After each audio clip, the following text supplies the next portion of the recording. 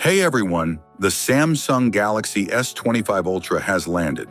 Samsung has undeniably stepped up its game this year, and while the S25 Ultra builds upon its predecessor, it's also packed with upgrades that make it one of the most exciting flagship phones of the year.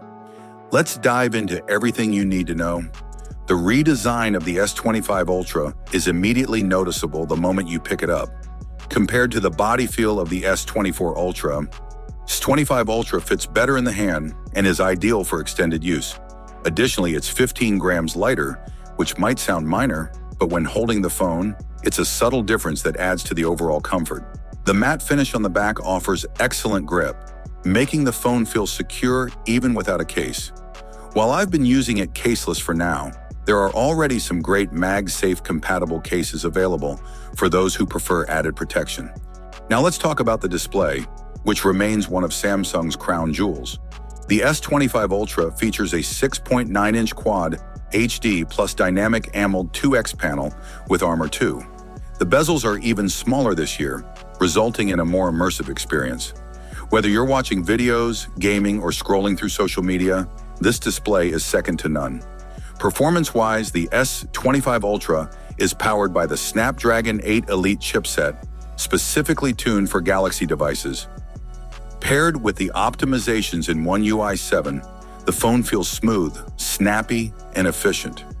Battery life is another area where S25 Ultra impresses. While it retains the same 5,000 mAh capacity as its predecessor, optimizations have allowed me to consistently get 9.5 hours of screen-on time over the past 3 days. I'll keep testing the battery over the coming weeks, but early signs are very promising. Now let's address the cameras, one of the biggest talking points of S25 Ultra. Samsung has made significant upgrades across the board. The ultra-wide sensor now boasts 50 megapixels, up from 12 megapixels on the S24 Ultra, delivering sharper details and more versatility. The improved image signal processing has dramatically enhanced photo quality across all lenses, resulting in better low-light performance, reduced noise, and more natural colors. The S Pen, however, has taken a step back in functionality. Samsung has removed Bluetooth capabilities from the stylus, meaning you can no longer use it for remote camera controls or air gestures. According to Samsung, less than 1% of users took advantage of these features, but it still feels like a loss for power users. One UI 7 brings plenty of new features, including deeper AI integration with Gemini and Bixby for natural language processing. You can now search your phone without being overly specific, and the new Now bar on the lock screen offers personalized updates like weather, news, and live activities. It's a neat addition that shows promise. In summary, the Galaxy S25 Ultra builds on Samsung's legacy as a leader in flagship smartphones. The improvements in design, display, battery life, and cameras are substantial and make it a compelling upgrade, especially for those coming from older models.